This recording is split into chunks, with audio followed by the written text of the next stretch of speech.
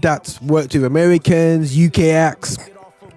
We're coming into 2023. There's some events coming on. We've already had an event, a massive event here in the Midlands area at Bethel Convention Centre with a major worship artist. I don't know why these names come out my mind right now still, yeah. But I know it two amazing nights of worship, and it was amazing.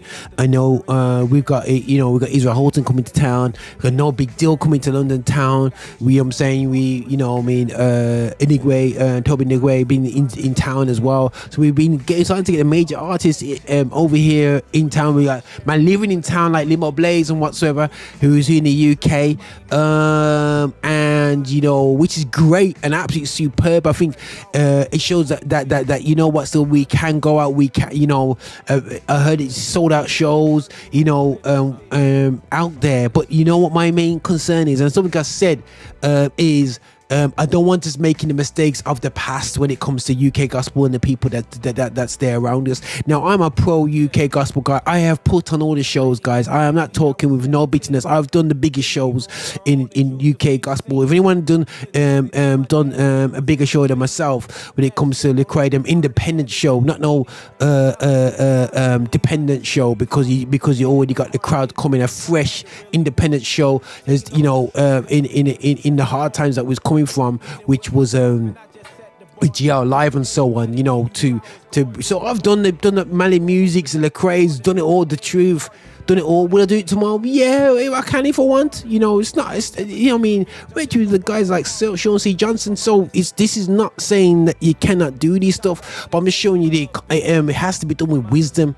And I think it's been very no plan when it comes to these shows in terms of futurism. I've been going to shows with American acts for a very, very, very long time, from the Fred Hammonds of the world, Donnie McClurkins back in the day, and so on. And I've invested a lot of money into it, which I have no regret. I don't think that we shouldn't do that. But I remember one year. There were some amazing events when I was doing the Gospeling magazines, and there were some major shows that were being filled up and people were spending, and I looked at the amount of money that was being spent coming out of the UK's coppers into gospel music. But my question is, what is the fair percentage of if we made £1 million this year of UK gospel, how much should stay in the UK, or how much should have to will go out to the UK? If we had out of every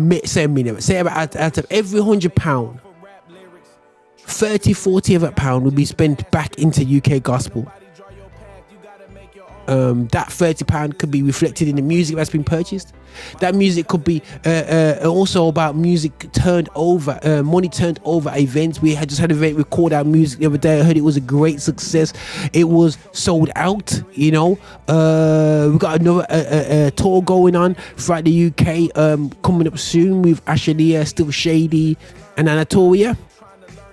I want these shows to be sold out as much as I want to see No Big Deal because I want to see the economy of the UK gospel grow up. We just had DJ Marks do his event, True Life, relaunch itself, and we need to be backing up these shows because I've seen the Fred Hammonds take the money, a lot of money.